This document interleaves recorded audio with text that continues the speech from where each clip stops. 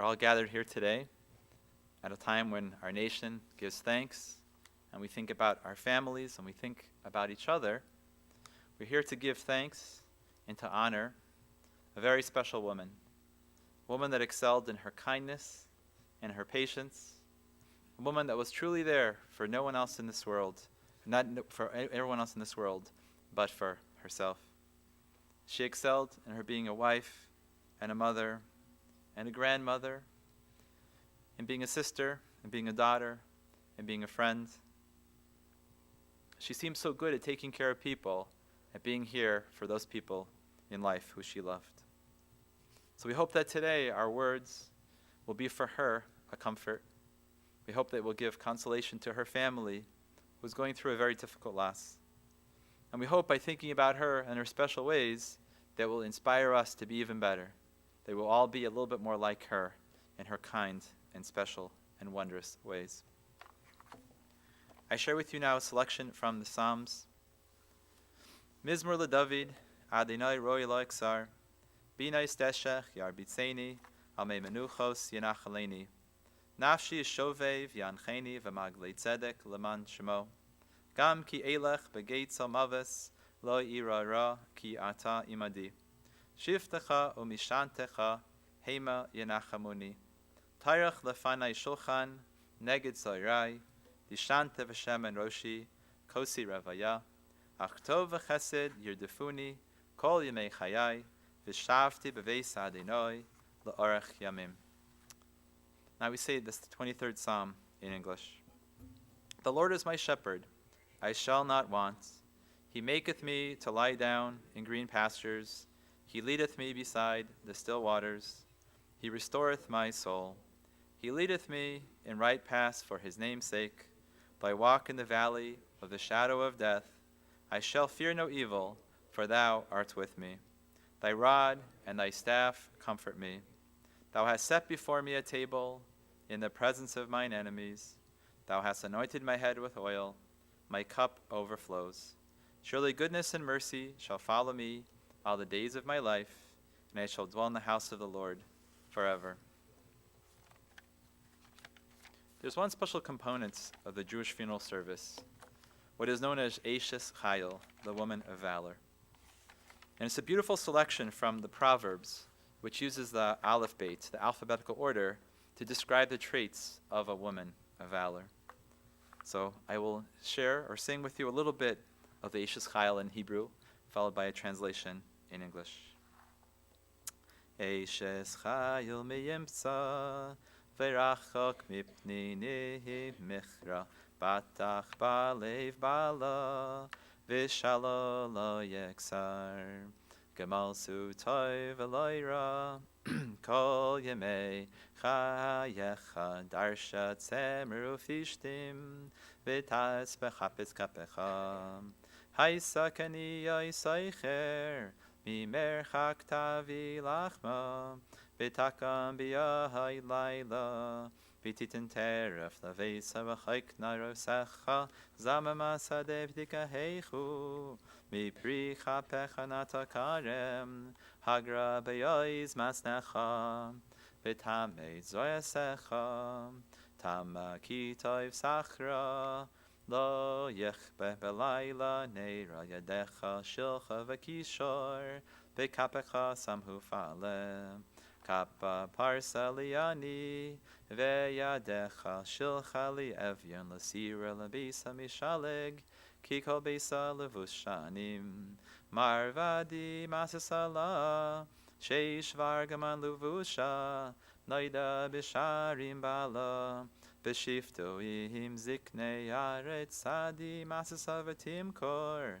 vechagor nasnu kanani, oiz vahadar levusha, betisak leyoim acharoin, picha pascha v'hachma, v'sayras chesed al ishayna tzofia halichois beisa, v'lachem atzluso sochel, kamu vanecha v'yashura, bala, v'yehala rabus panos hasochayil, v'yatali sakulana, sheker achein, v'hevel ayoifi, Isha yiras Adonai, Isis halil tenula, Mi priyadecha, Vihalalucha, Bishari masecha.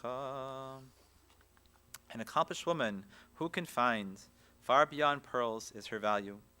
Her husband's heart relies on her, and he shall lack no fortune. She repays his good, but never his harm, all the days of her life. She seeks out wool and linen, and her hands work willingly. She is like a merchant ship, from afar she brings her sustenance. She arises while it is nighttime, and gives food to her household, and a ration to her maidens. She envisions a field and buys it. From the fruit of her handiwork she plants her vineyard. With strength she girds her loins and invigorates her arms. She discerns that her enterprise is good, so her lamp is not snuffed out by the night. Her hands she stretches out to the distaff, and her palms support the spindle. She spreads out her palm to the poor, and extends her hands to the destitute. She fears not snow, for her whole household, her entire household, is clothed with scarlet wool. She makes a cloak to sell, and delivers a belt to the peddler. Strength and majesty are her raiment. She joyfully awaits the last day. She opens her mouth with wisdom, and a lesson of kindness is on her tongue. She anticipates the ways of her household, and partakes not of the bread of laziness. Her children arise, and they praise her. Her husband, he lauds her. Many daughters have amassed achievement, but you surpassed them all. False is grace, and vain is beauty. A God-fearing woman should be praised. Give her the fruits of her hands, and let her be praised in the gates by her very own deeds.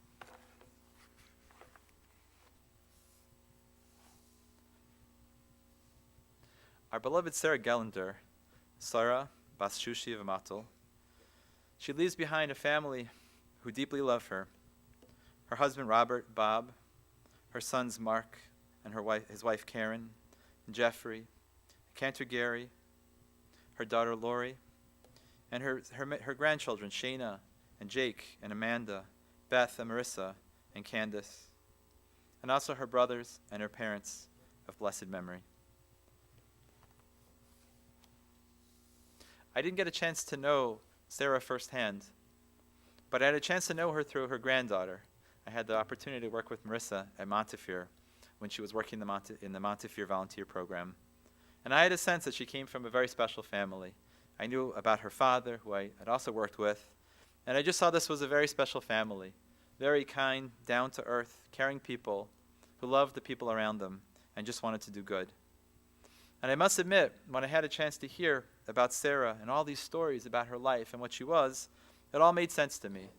It all made sense why Marissa and Gary were so sentimental and so emotional and so caring, and also so fun and fun-loving and such good people. It all made sense because of who their parents and their grandparents was. So I wanted to share with you today what I learned about Sara from talking with the family. And really, these are the family's words, but we all know how hard it is to be here as a family member to share yourself. So picture them talking and sharing with you today what they wanted you to know about their dear, beloved mother and grandmother. So our Sara, she was born to European parents and grew up in a traditional Jewish home with Yiddish spoken as much as possible. She was the last of her siblings, the last of the Levine family as far as the children go. She started out living, in the old neighborhood, and she was a student at John Hay Technical School, where she was a very good student. But for her, there was a lot of her life that was very special, those beginning years. But her life became even more special, became very amazing at the age of 19. And that's when she met her beloved Robert, or Bob. She was just finishing up high school, and he at the time was a little bit older, in his mid-20s. And despite the fact that at that time, as smart as he was and capable as he wasn't currently holding a job, and the army wasn't so interested in him at the time, it didn't dissuade her in the slightest that she wanted to marry this man more than anyone else. And this never changed. That initial commitment and love for Bob and the feeling that he was the man for her was a feeling that would take them all the way through 69 years. And close they were to their 7th anniversary, which would have taken place next year in February. So normally when we talk about a person who's passed away, we might focus on the character traits and talk a little bit about what they did. But I think that for her whole life was about doing. You can look at her life almost as like a resume of accomplishments, of what she did in every single year of her life, jam-packed. So we'll first start talking about what she did as a doer, a woman who did everything, and then talk to the really good stuff, the meat of it all, which was her personality and the depth of her greatness. So when Bob and Sarah were first married, as we said, employment wasn't so simple, but they decided that the way to deal with that was to do their own thing, was to set up their own store. And they set out to open the Gelender's grocery store on 105th Street near Lee. And the first problem they had was, how did they get the money to start this business? And they borrowed money from family and from friends, and they had themselves $4,000. And Sarah was determined that she would pay off this loan before anything. She would even put off having children and building the family and all the things she really wanted to do until she had paid back this loan that people had given her. She became a facet of the store. She helped it to grow, and her and Bob stuck onto the store to make it successful.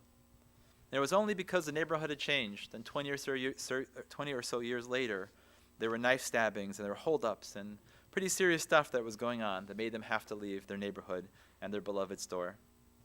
But these were tough people. These were flexible people who, if life wasn't working out for them, they would just try something new. And their next venture together was the establishment of the Rose Nursing Home, which was a small nursing home on the border of Cleveland Heights and Shaker Heights. At that point, the family was growing. Sarah was raising her children, but they only lived a block down the street from the nursing home, and it was a family operation. She helped Bob, she helped the family members to make sure that nursing home was the best possible place for the older folks who were there. And you can imagine the scene, the Gelenders living down the street, constantly going back and forth in their role in the nursing home. It was really one thing, the family home and the nursing home. And again, it was 20 years of dedication and devotion to make sure something goes right, and making sure that she took care of all the little details to make sure everything was strong and stable. And later on in her life, she continued her duties as a very efficient working person. When her son Jeffrey, a podiatrist, needed a good secretary, she was readily available. And despite his insistence that he pay her an appropriate salary, the normal wage, she didn't want to accept it. She wouldn't take money from her son, no matter how hard she had to work. And finally, she agreed. She agreed to accept the money, but she would only put the money in a special trust. And of course, when the time would come, the trust money would go back to her family, not to herself. But we shouldn't forget, as much as she was the hardworking doer, the center of her life was her family. She was primarily a woman who took care of her kids and her husband and made sure when they came home, they had every possible thing that they needed to be healthy and to strong and go through their lives. But at the same time, she managed to be a working woman to get all these things done. When the kids were finally grown, she wanted to help with the finances, and she began a new career, a career working at the Fairmount Drug, which was a neighborhood drugstore which is located on Fairmount Boulevard, just near the circle that meets Warrensville. And I think this probably was one of her most famous jobs, because probably many people in this audience don't even know the family, don't even know the people here, except for the fact that they walked into this store and were met by the most incredible, caring customer service person they could ever find. Despite not being a young woman, she took on this job where she was on her feet for 5 hours at a time, 3 days a week. But what made this job really sweet for her was the fact that her husband, Bob, who was retired at that point, he would join her for lunch. He would come have some lunch with her. But Bob didn't just go home after a bite and return to his home and let his wife work. But no, he insisted that he stay with her. So you can picture the lady with the CVS badge or the Fairmount Drug badge, accompanied by the guy without a badge, who was helping her to put things away on the shelf as easily as possible. Those kind of things you don't see in regular life. And you can't underestimate just the sight of walking to a store and seeing a husband and wife team who looked at life that way, that we are inseparable, that we go through life together. It's not my job, it's not your job. Life is our job.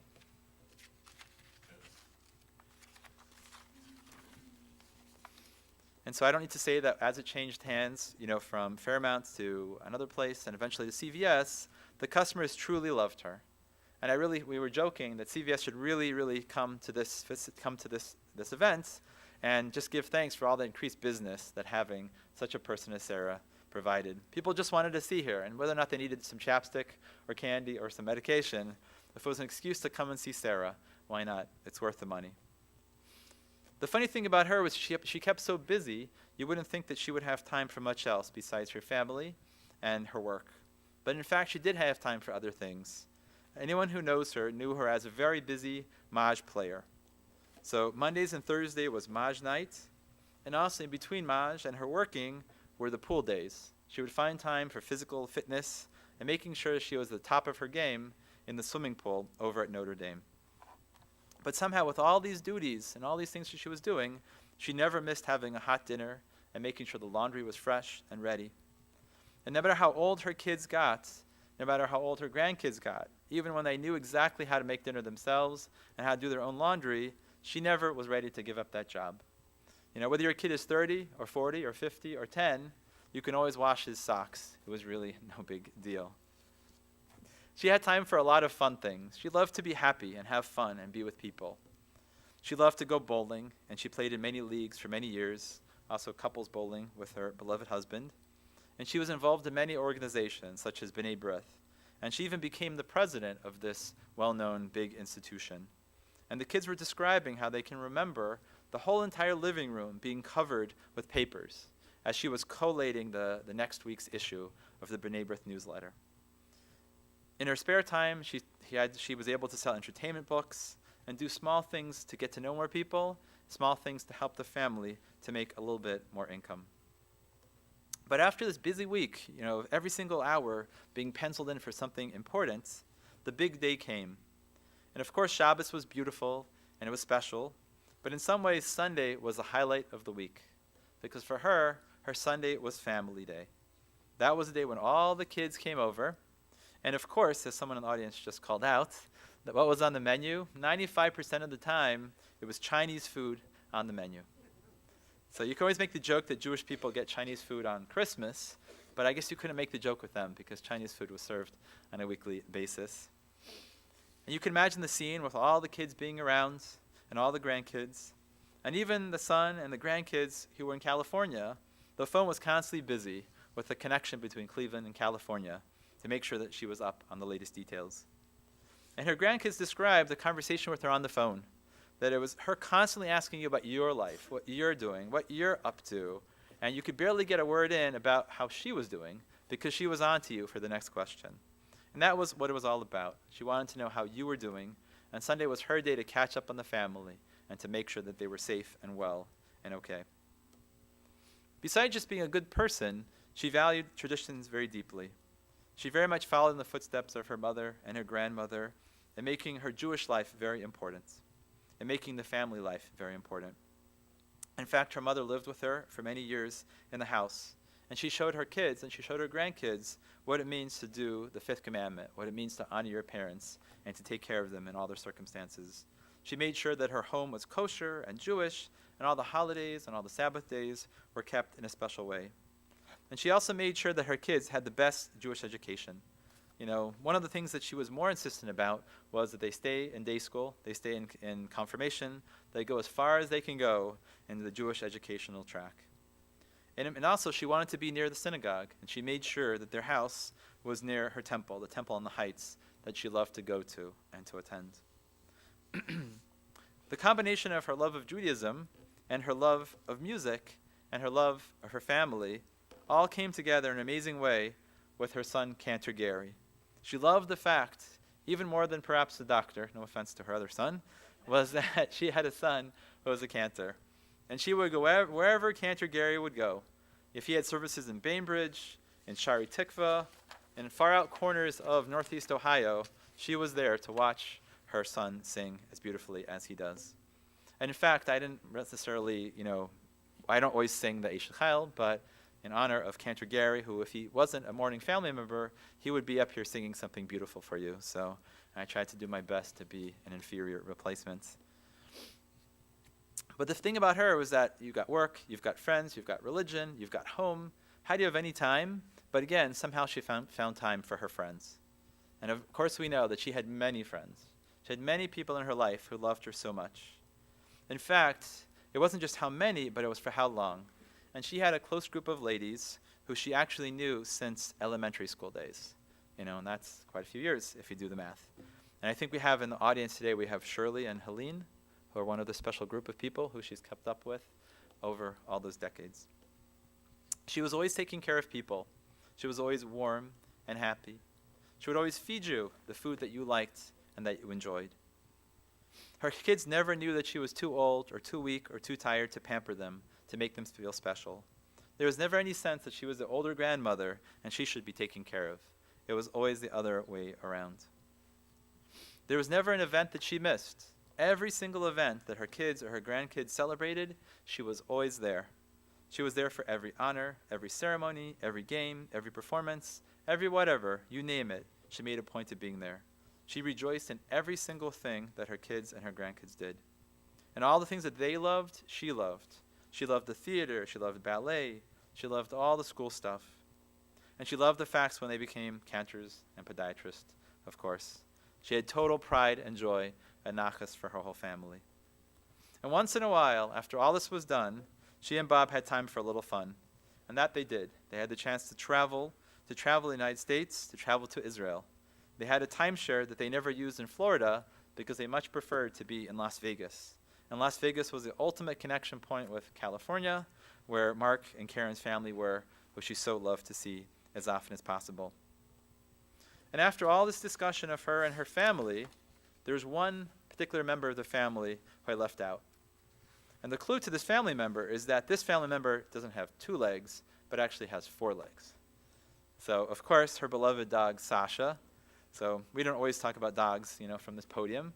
But I think in this case, this dog was like a family member.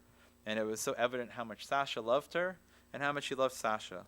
And it was just a really amazing example of her warmth and her joy toward 2-legged things and to 4-legged things.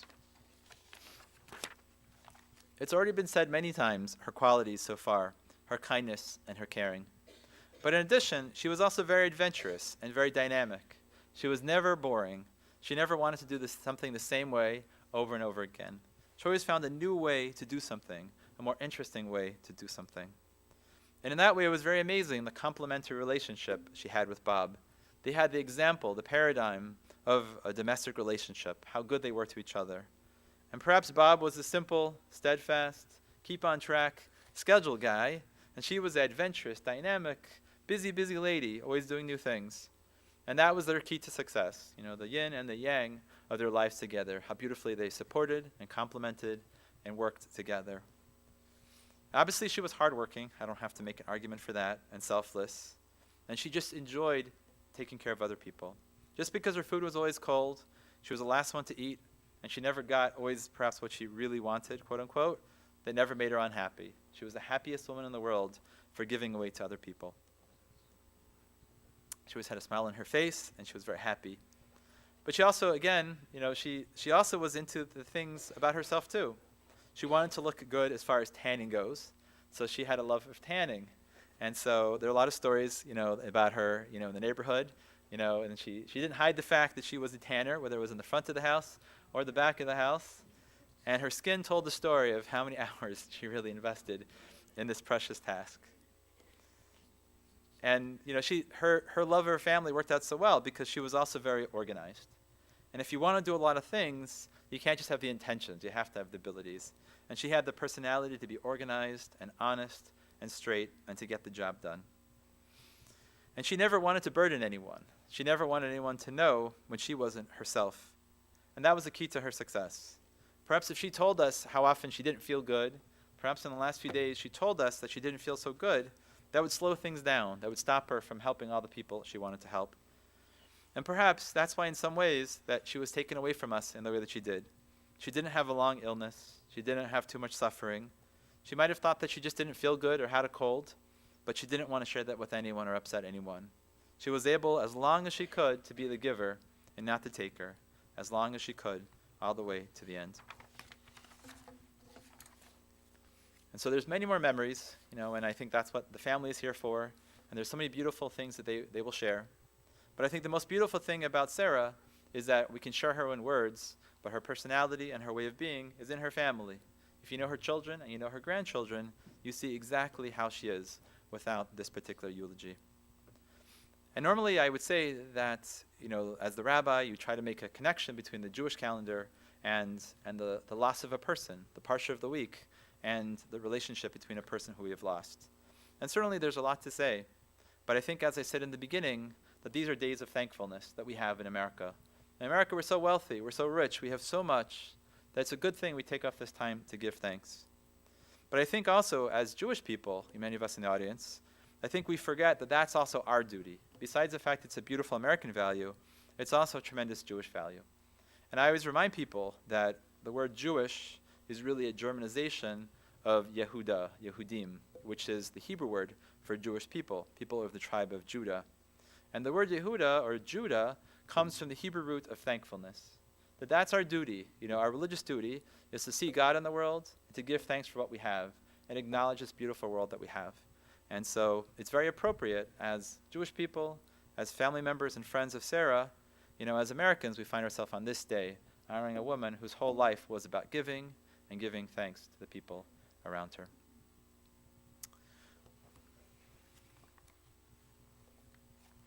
So as we move towards the end of the service, I just wanted to give some formal announcements.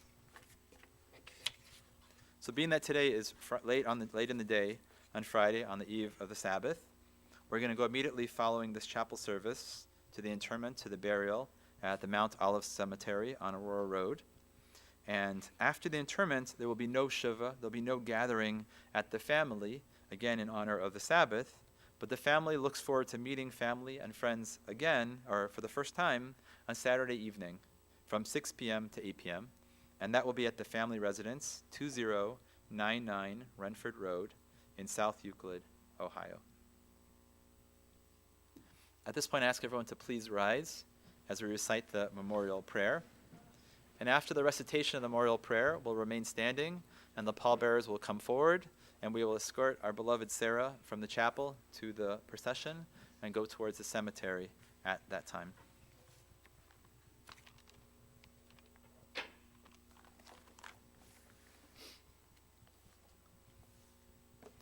El Malei Rachamim, Shaychein Bamromim, Hamsei Menucha Nachayna, Al Kanfei Hashchina, B'malois Kedoshim Utahayrim, Kezayar Kia Mazhirim, Es Nishmas, Sara Basmatel, Shahalacha Le'olama, Bavor Shanachnu Mispalim Bahar Haskras Nishmasa, Began Eden te menuchasa, lechein bal harachamim, yastirecha b'seisa kanafav li'olamim, v'yitzor b'tzor achayim is nishmasa, Adonai hu nachalasa, b'senoch al mishkava b'shalom, v'ne'mar, Amen. O God, full of mercy, who dwells on high, grant proper rest on the wings of the divine presence, in the lofty levels of the holy and the pure ones, who shine like the glow of the firmament, for the soul of our beloved Sara Gelender, Sara, the daughter of Matel, who has gone into her world and for whom people pray. May her resting place be in the Garden of Eden, and may the Master of Mercy shelter her in the shelter of his wings for all eternity. And may he bind her soul in the bonds of eternal life. God is her heritage, and may she repose in peace on her resting place. And we say together, Amen. So we ask if the pallbearers could please come forward as we remain standing.